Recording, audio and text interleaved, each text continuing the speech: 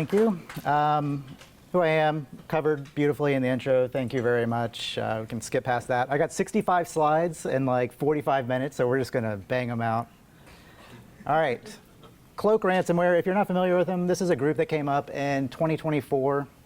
They kind of made some waves when they appeared. They came out of the gate swinging. They had like 20 victims or alleged victims. And they had a Rust-based ransomware locker. And so they kind of made some headlines. I wasn't really familiar with them at the time. This is kind of later in 2024 when I start my research. But started with a tweet. I saw this tweet from Dominic pop up. And this tweet, there was a number of red flags that appeared when you start looking at it. So typically with ransomware actors, you're going to have a Onion-hosted data leak site, right? It's where they post their victim information so they can go up and they can try and shame them into paying whatever the ransom is. They can do the negotiations and stuff like that. But they can stay relatively anonymous. So seeing something like this, which is not a Onion-hosted website, raises a lot of red flags that are interesting. And since it was on my radar from making some headlines, I thought I'd look into it. So here we have a domain, we have an IP, and we have an open directory. So cloak.su, I mean, it would be a little on the nose if that was Cloak Ransomware. But there's an affiliate folder in the open directory, so it seems like it is potentially related. So that's kind of where we start the adventure. So start with infrastructure analysis. One of the first things I'm going to do is look for passive DNS to see what historically has resolved to this domain. So we can see a number of different IP addresses over time. We can see that the most recent one was actually 80.76 and not 80.75. So I don't know if it was like a typo in the tweet, but I checked for both of them to see if I could see if maybe there was two servers that were hosting this information. Start looking at 80.76, and I can see on the right side here the content of the open directory. So I can see some metadata about it. And I start getting some timing of when this activity was occurring. So we have June 11th was the earliest file in the metadata that we can see. And then we know on June 12th, TCP 443 started listening, so this is likely when the website went up. So it kind of helps place the activity and understanding like what was happening in time, and we can see the files. There's not the content of the files, but it provides just a little bit more information. We can look at how the website was actually responding during that time frame. So from the 18th to the 20th, this tweet was on the 20th, you can see where it transitions from 300s or 301s, 404s to 200s. And for a couple days, it was responding with a website. So it could imply some kind of transition. It eventually falls off again. So by the time I was starting to look at it, it was not up anymore. Look at the certificate that was on the site as well. The certificate content's not really super important, but there's more dates here. We can see when it was created, and it kind of places it so we can understand the activity that led to the site being created. So the open directory was gone. I did scrape the website, and I found a couple of other files that were fairly interesting. The first one here, chat.php. Again, data leak sites, they frequently have some kind of chat website so that victims can log in, they can negotiate, they can talk with the attacker. So in the chat.php, there was victim IDs, so it's starting to add up that this potentially could be ransomware related. It's still not confirmed or anything like that, but that's kind of where my head is. That's what I'm seeing at the moment. Looking at the domain itself and kind of looking back through previous activity. So whenever you're looking at threat actor infrastructure, if you ever see a ton of files and the only difference really is the extension and it's all these different kind of platforms, it's almost always crypto mining. The idea is they have the same payload generated for multiple different platforms, and then they can just kind of blast it out over the internet. You will see, refrigerators get compromised, IoT devices get compromised, routers, all kinds of stuff. And so they have different platforms for all these different things. So at some point, this was hosting Rebirth Reborn Miner, which is a known crypto mining software. So it kind of adds some malicious activity that happened. This was about 5 months before I started my research. And then we can see where it transitioned to this new website that Dominic had posted, where it has the new IP address, the 80.76. So we can actually take a look at the before and then the after, because I wanted to know, obviously cloak.su had been around for a while, and I wanted to know what was on it previous to this alleged ransomware website. So going back in time, this is what the website looked like. It says Cloak, #1, no rules server provider. So this is a bulletproof hosting provider. If you're not familiar with those, it's basically free reign to do what you want. They're not going to look at the logs. They're not going to, tell you not to do anything. Obviously, usually used for malicious activity. Cloak is a good name for a bulletproof hosting provider, right? You're trying to stay hidden. You're trying to hide. So it makes sense, but it's not really a ransomware connection. So at this point, I'm trying to decide, is this ransomware related, or is it just, happenstance where some bad guys both pick the same name because Cloak is, pretty normal. The new website absolutely looks like an attempt at a ransomware website. You can see it says, corporations who choose not to cooperate will get exposed here. They'll publish their data, but it's obviously test data, right? And so you can see the chat at the top. That was the chat.php that I pulled down. It looks really bad. Like, this is like very basic of a website, but the Cloak data leak site that is already out there and known by people doesn't look anything like this. It has different logos. It also looks bad, but it is a step up from what we just saw. But like in terms of like data leak sites, like this one's pretty bad in comparison. But this was, what people typically saw. So we know the site had changed. We know it used to host some crypto mining. It used to host some bulletproof hosting. Now it's potentially a ransomware. Oh no, the screen just went out. Cloaked.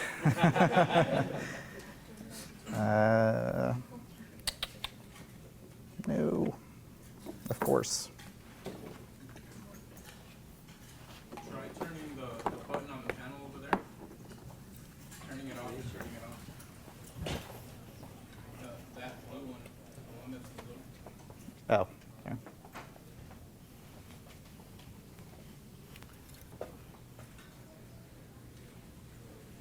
So maybe we won't be rushing through the slides. Let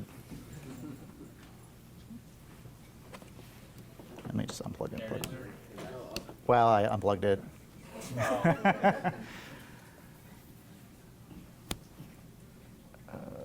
again.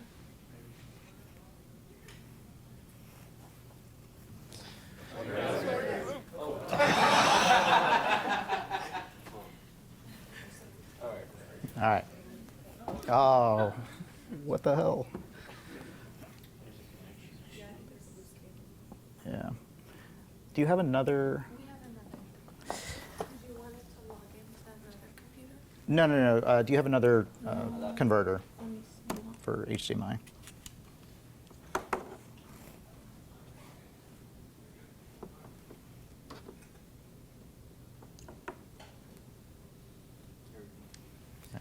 Almost don't want to touch it, but all right. All right, so got a couple of malicious activity, indicators. Whoa. And we have two potential data leak site variants, right? We have the known one, and then we have what appears to be a work in progress for a data leak site. So I start looking around for cloak.su, and I start looking for it within the content of files as opposed to the infrastructure itself. And I land on this document, How to Stay Anonymous by Slezer. It was a professional malware setup guide. So it has rat setup listed in the table of contents, silent miner setup, UAC bypass exploit. In the actual PDF, which was quite long, it was like 20 pages or something like that, he actually puts in here that what you're going to do is you're going to buy an RDP, or buy a server that you can RDP into. You're going to host all your compromising files, your rat C2, your panel for your crypto miner, and if you need to buy a website, go to cloak.su. It's owned by him, 100% anonymous, 24/7 support.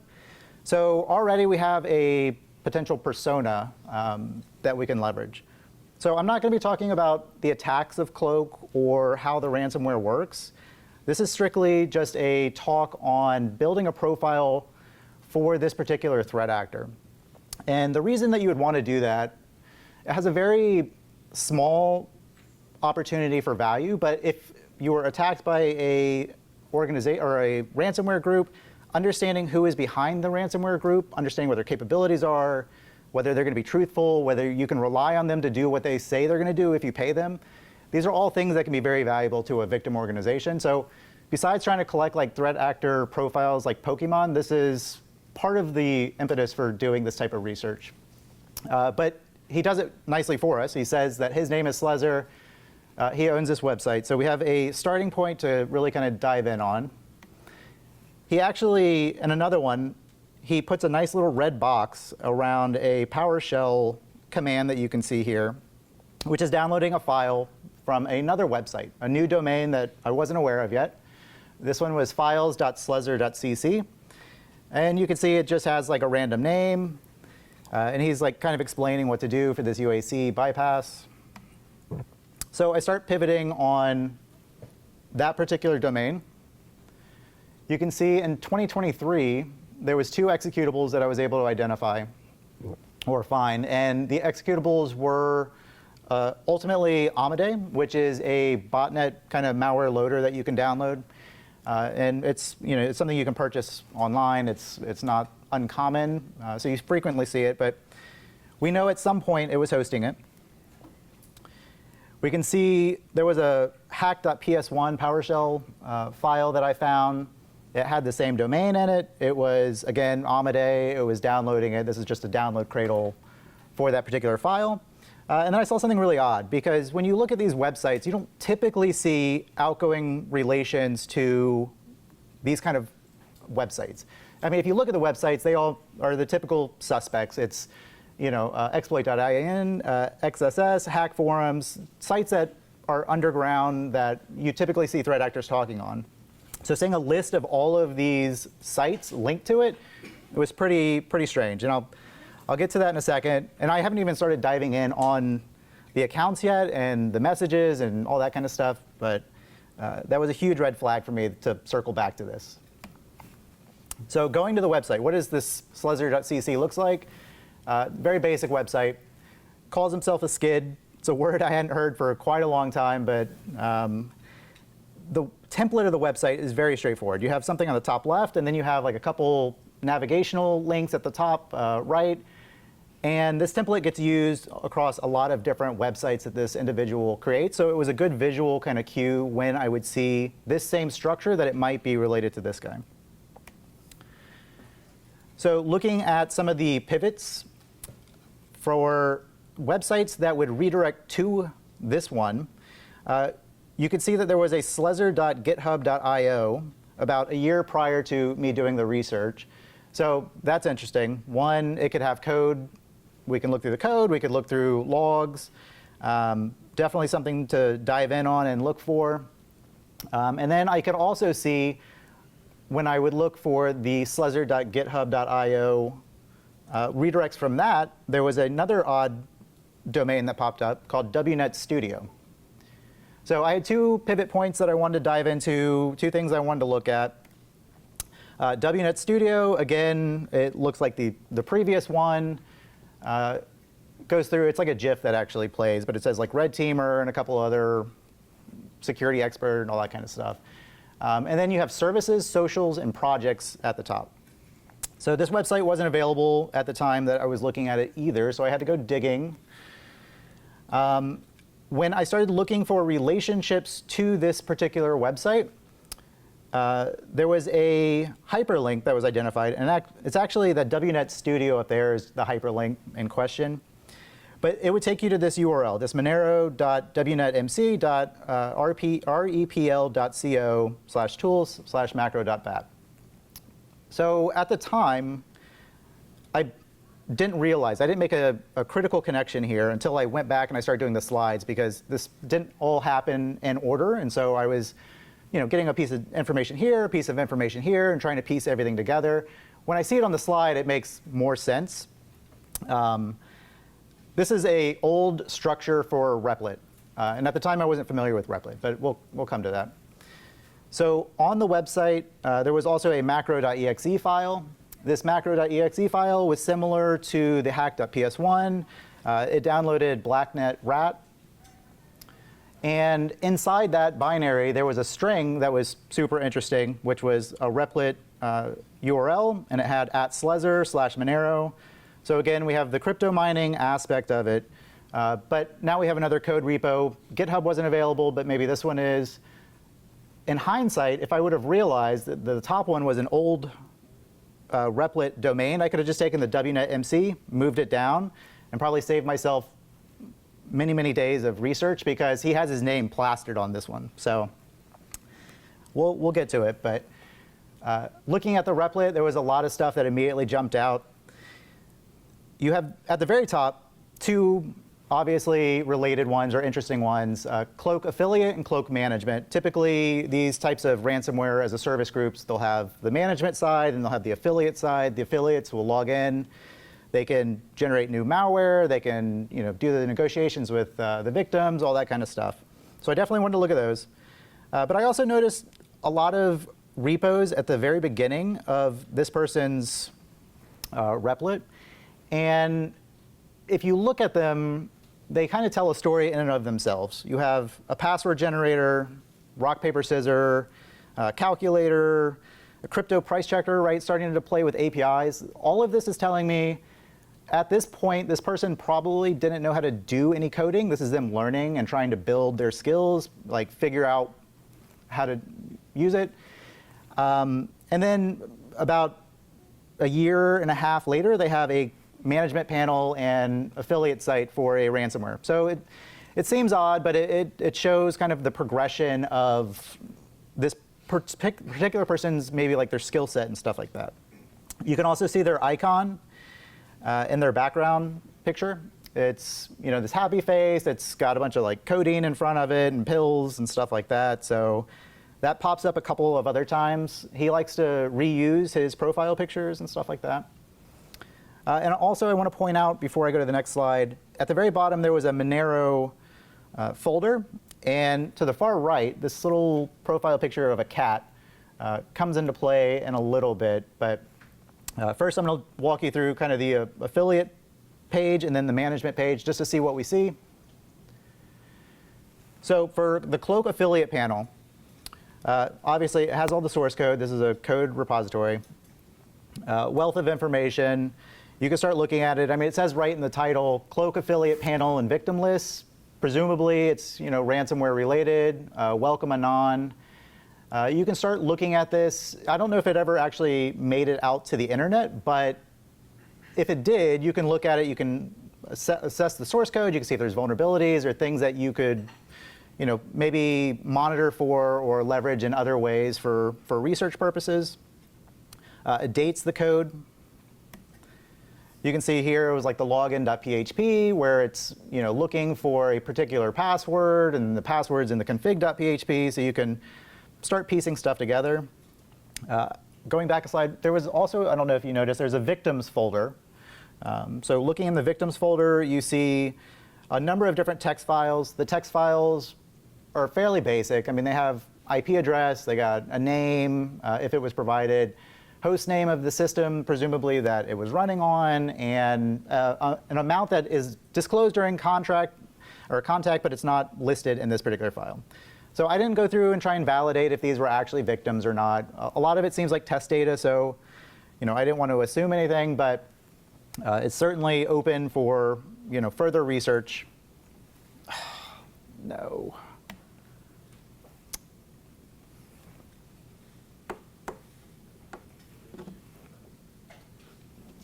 Sorry.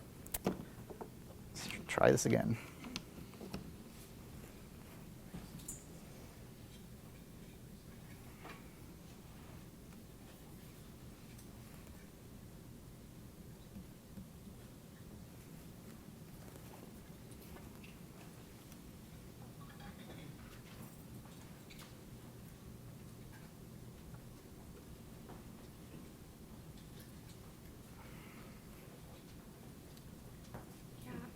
to me it is. I'll Yeah. try to run and get the one while you present.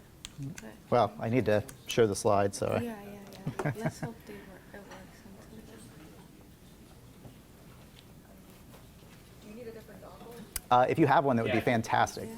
I was wondering if it was like just in It's- your USB-C or USB port or No, I think it's a dongle. it's HDMI to USB-C. If you have that, you'd be a hero.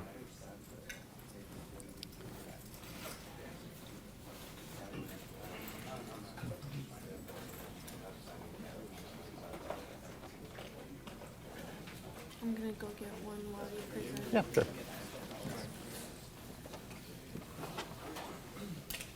Got it.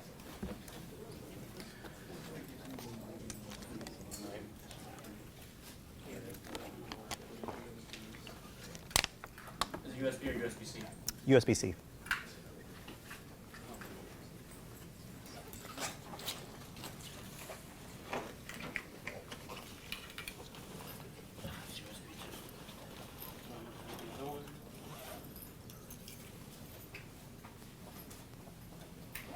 I could try and plug that one back in too. Yeah. And let me try a different port. Yeah. Okay, what do I do? Maybe And I just- try to rest it.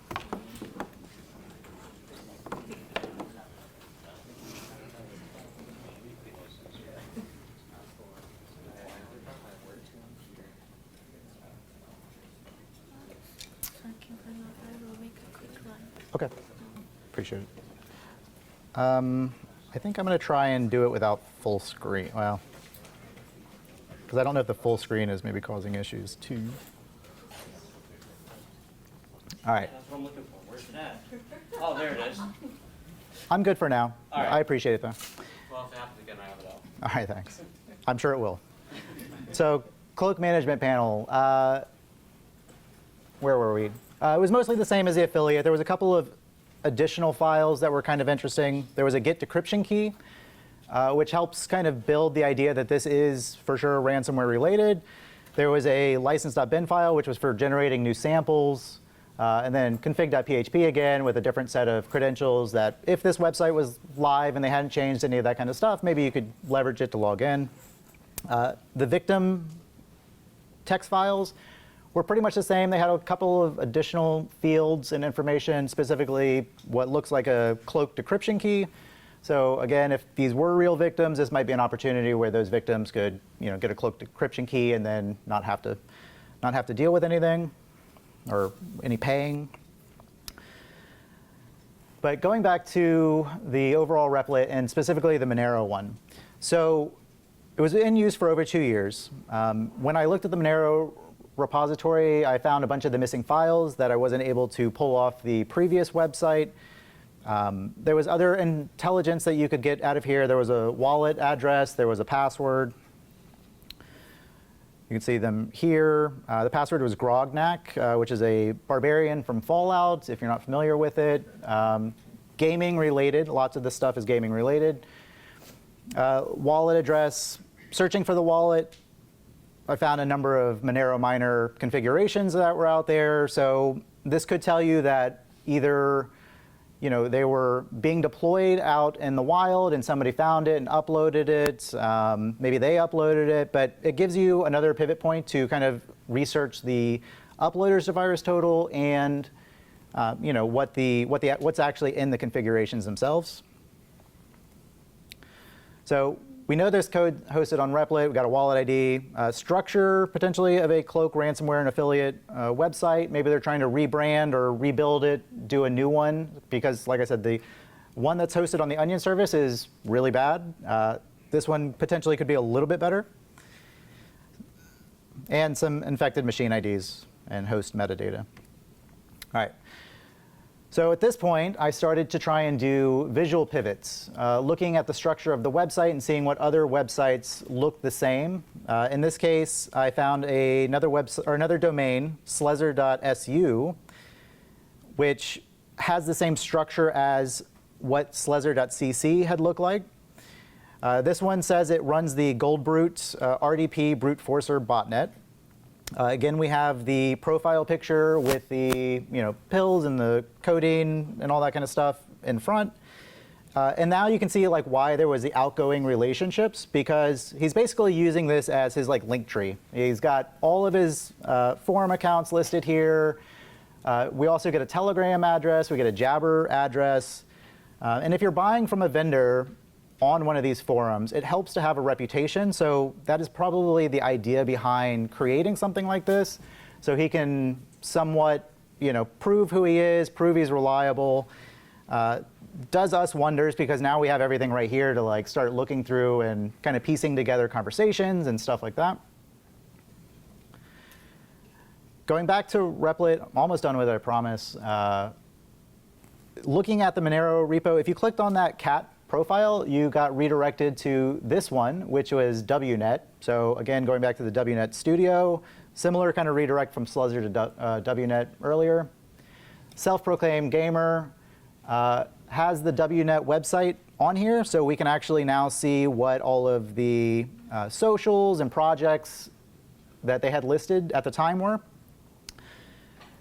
And these are not like bad guy websites, quote unquote, right? These are ones that everybody uses: GitHub, Discord, YouTube, TikTok, Instagram, Twitter, you name it. This guy's got it and has a WNet MC account for it.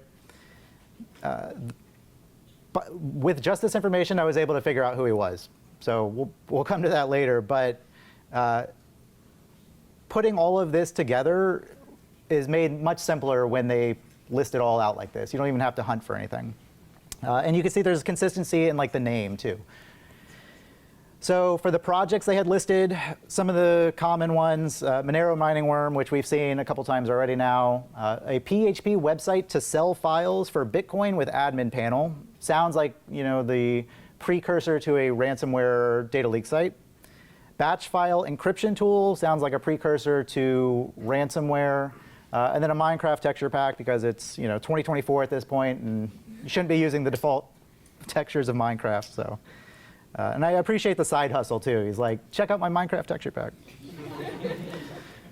Looking at the redirects for the page to GitHub, you can see some of these projects go to a new GitHub account that we hadn't been aware of yet, WNet MC.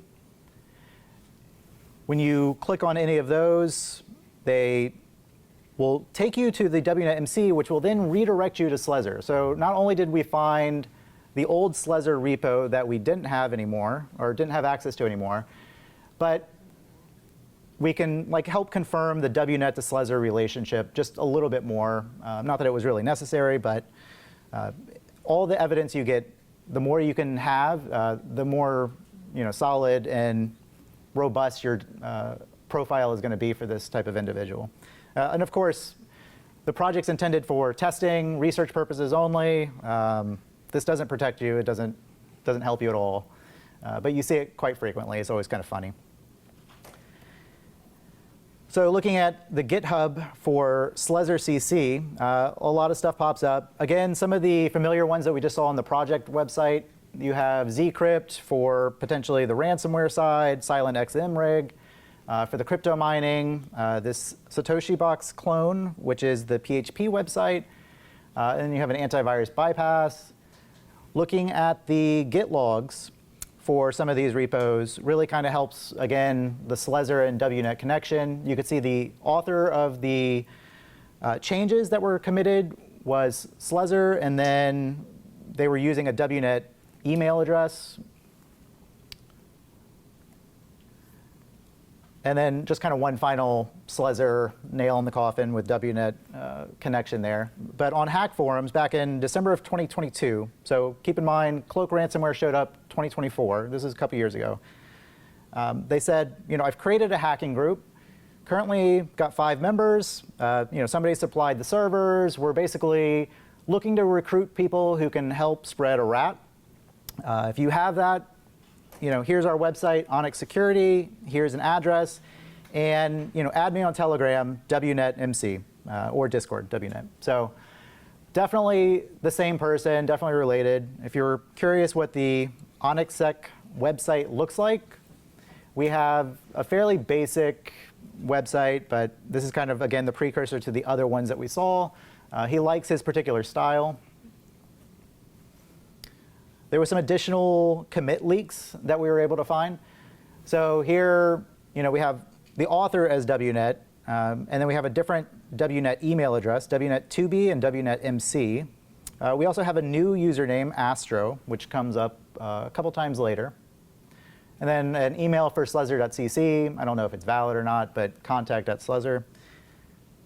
So all good stuff. But the real juicy stuff is looking at what was done in the commits. So in his profile page, if you start going through it year after year, commit after commit, you start seeing him delete stuff, contacts that he has in there. And I don't know if it was a case where as he's going further down this path of botnets and potentially ransomware and getting more and more into that side of the house, if it dawned on them that having your Discord and your Telegram up there and some of these other things is probably not the best idea. So we tried to delete them, but we can still see them. So these are all deleted profiles, tons of wallets, a couple of website links. We have a Reddit account. Just Googling any of these kind of things, you'll get lots of results. This is one of the Ethereum wallet addresses. You can see these are all posted by Astro Classic, so going back to that new persona, this Astro name. And thank you very much. All right, let's give this one a try. But going back to the Astro name, these are posts that were basically like, drop your wallet here and you have a chance to win. You have a chance to win whatever it is, NFTs, Bitcoins, silly stuff like that.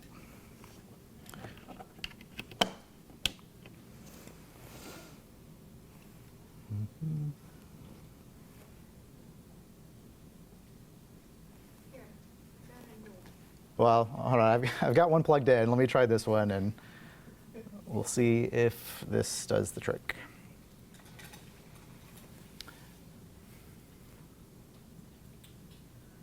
Okay. Looking for one of the Bitcoin wallets. We find Bitcoin Talk forum post where the wallet address is being used to verify the individual. And Bitcoiner Matt, who signs his post as Matt, so that's always nice, right? Gives us a good indicator of who they might be, what their actual name might be, especially for something like this, because there's no malicious relation to this. Like, they're on a Bitcoin forum, they're talking about crypto stuff in general, and this is just a regular forum account they have. But and this goes back to 2020, so it's even a couple years before some of that more nefarious activity that we saw comes up. Reddit, wealth of information, tons of good stuff. Everybody's got to post their battle station. This guy is no different. So this is where he, makes the magic happen. This picture, there was a lot of things that I was able to pull from it. It doesn't seem like it would have a wealth of information, but the mouse pad that he uses, you can't really see it here, shows up in other pictures for other accounts. The background that he uses is a background that shows up on other websites that he has created. Once I was able to figure out who he was and figure out where he lived, looking at the outside of his house from Google Street View, you could even see that the windows matched up, right? So there's a lot you can pull from these types of images when you find them online. You really have to just kind of analyze them, see what you can see. And then you get some more personal information, right? We have some potential locations, right? First time seeing Monero in public, Montreal, Canada. Seeing the exact same sticker in Montreal a few days ago. His mom wants to kick him out and send him to a boarding school. It's life, but you start to get some insight into the person and who they are and what they can do and what their, maybe their motivations might be. He talks about there's no dispensaries in Quebec, stuff like that. Rolls his first joint, shares it with the internet. It's, don't make fun of his joint. It's, everybody's got to start somewhere. So you start piecing all these things together, right? And this one, he actually posts on his WNET MC account to Reddit a screenshot of Discord where it has the Slezzer account. So, again, at this point, we already know Slezzer is WNET, but it just helps solidify it more. And you can also see other little pieces of information. He's on Virgin Mobile. He really needs to charge his battery.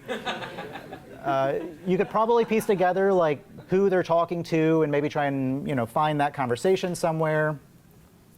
And also the profile pictures, again, the cat from WNET, but now used on Slezzer. So he really likes his cat.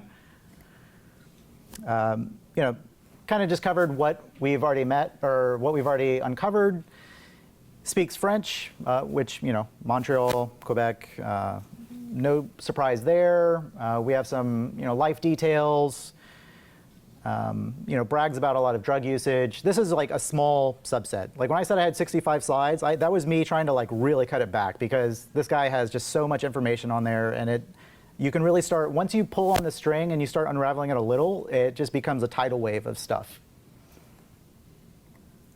Start looking at other profiles he has. So this was his Stack Exchange profile. You can imagine the types of questions he might be asking on Stack Exchange. How can I automatically encrypt all file extensions using my batch tool? So this kind of like helps both contextualize and provide a time period for when this activity was occurring, where they were at in the process of it, what their abilities were. It actually had -5 like downvotes on it, which I thought was kind of funny. And if you read through these, it's a lot of stuff that is related to stuff we've already seen. He's trying to do Pi crypto, could be related to trying to build some kind of ransomware script or something like that, hiding parts of source codes, so on and so forth. So I also find his Minecraft profile. This is at this point I realize MC is Minecraft. I hadn't pieced that together at first, although the Minecraft texture pack should have been a pretty big tip off there. We can see some of his other account names he used. So in this case, Astro Classic. This was, again, the one that we saw on Reddit and we saw on the GitHub commits. And he has even more socials linked on this particular profile, specifically Steam, which was good because it, once again, helps connect some stuff.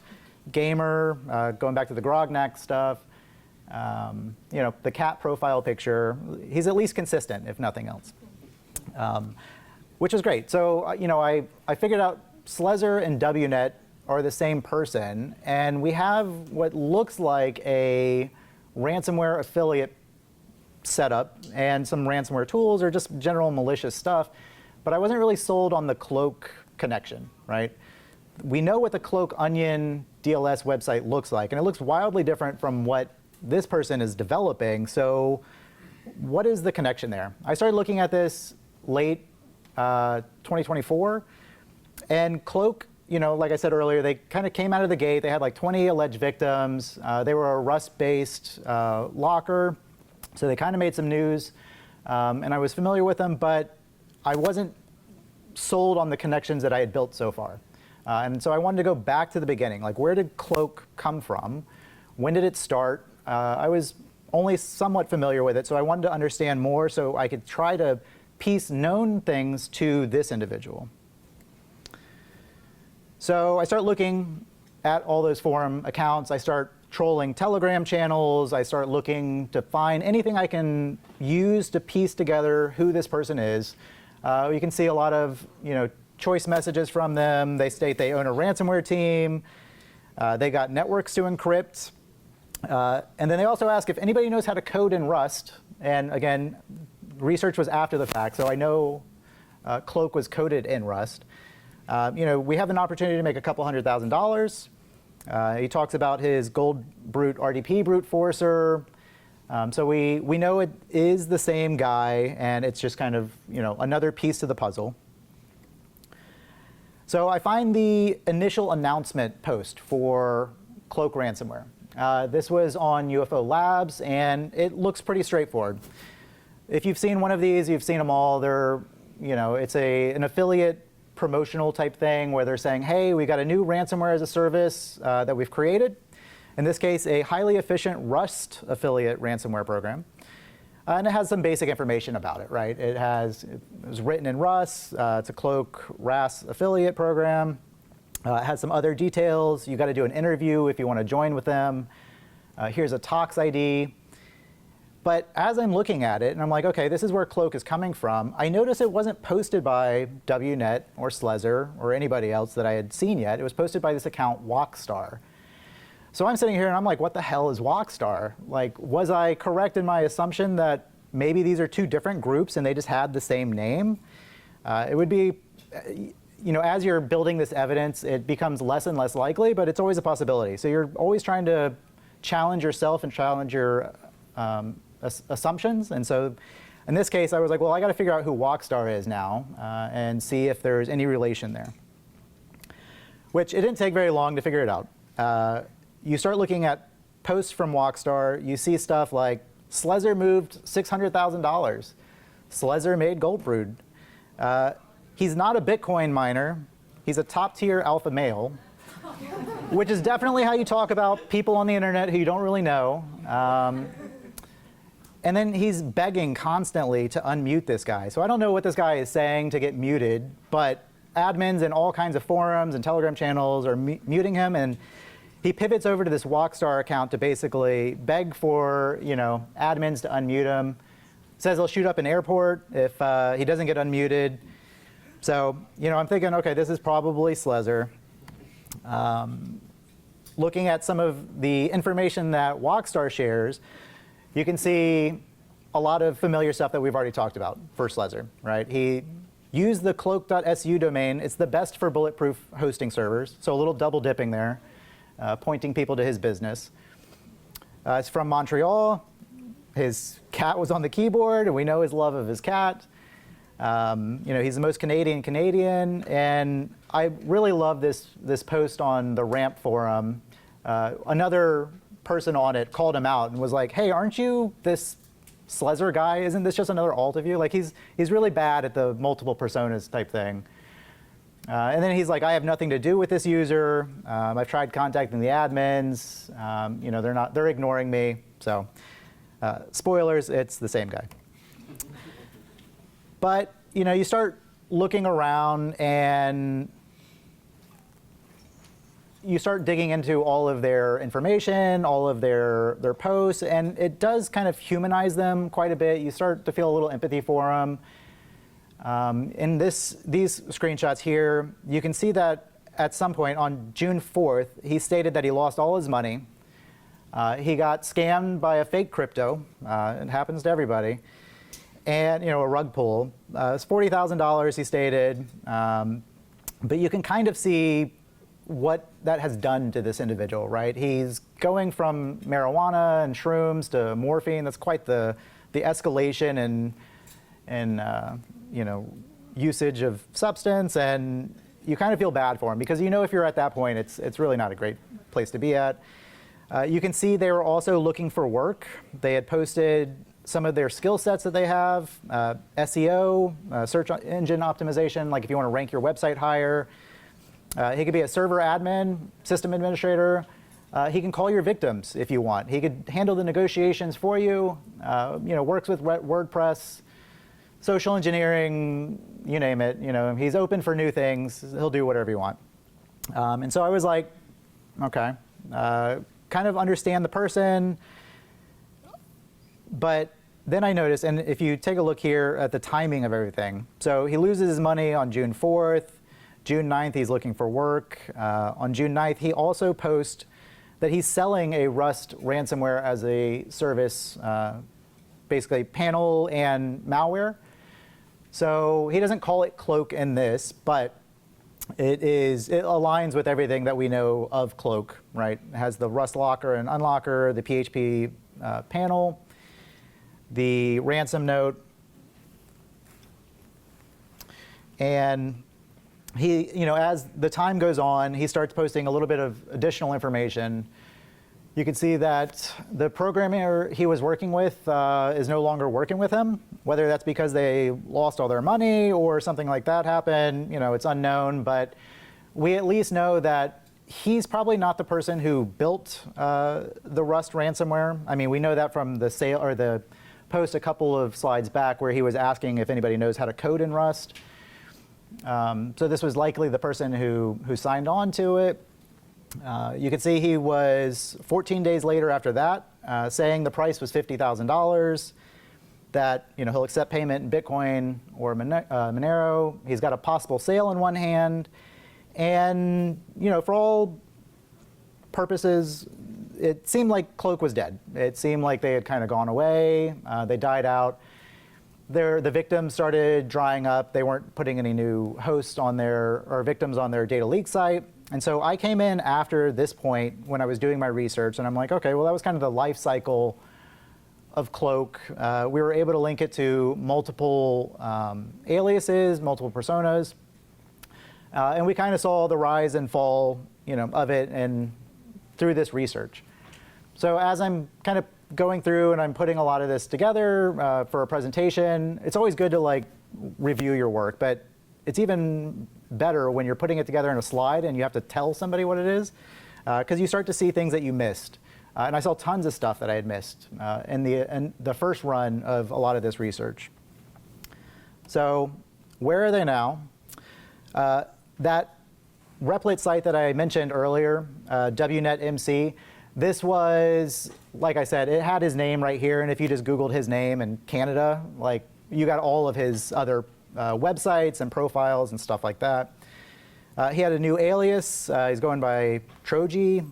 A new GitHub with some familiar sounding services, right? Running hidden onion services, cross-platform, Rust-based directory and drive encryption utility. It's a mouthful. Tool to overwrite the MBR. He was in his second year of college. Apparently he dropped out. Had to move back in with his mom, who was charging him $100 in rent. And so there's 40 posts on Reddit that he made asking if he was the asshole for not wanting to pay this to his mom. But he also says he has like $300,000 saved up. So, I mean, you're talking about $100 for your mom a month, but whatever. He had a new website, this troji.github.io, LinkedIn skills. It mirrored the looking for work post that I showed just a few minutes ago.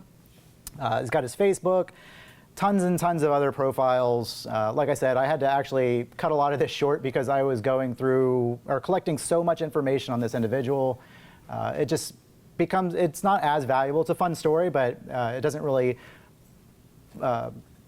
push the value of negotiations with this individual, right? If you were to engage with them, you're not really going to get anything more. So looking at the Replit for WNetMC, just to make sure that they are related, this one had some of the ones that we've already talked about and seen, links to it, and what his prices were for these. So Gold Brute, he was selling for $150, Ztool, $120, the Crypto Miner, $120, and his malware spreading guides, $80 if you want to buy those. You can also just get them for free off VirusTotal or some other websites. 25, high quality guides and methods to spread your malware. So definitely the same person, definitely the same account. This is what his website, his personal website looks like. I love the pivot to the good guy. I strive to make the internet a freer and safer place on a global scale. Proudly live in Quebec. Got a couple of other links here. Skills, Rust, PHP, MySQL, WordPress. Nothing here is shocking. This all aligns with what we've seen and what we know about the guy. This is the one of the background pictures I was telling you about where the battle station monitor, the background was the same as this post. So I actually found this through Internet Archive.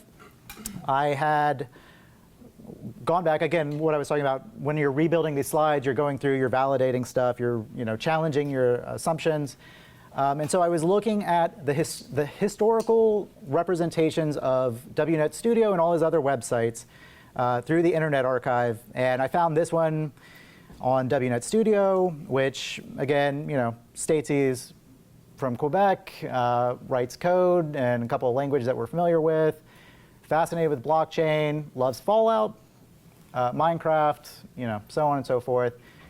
So definitely good connections there, interesting stuff.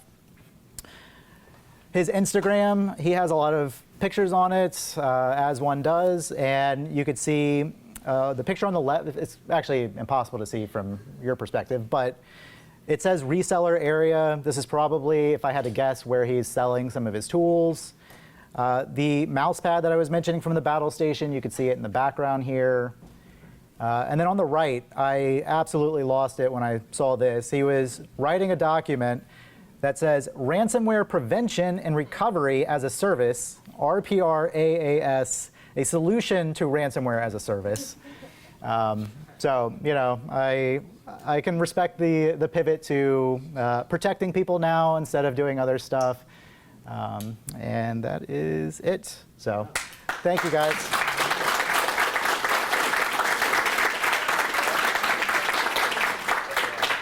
I don't know how we are on time, but if there is time, I can do questions or I'll be around.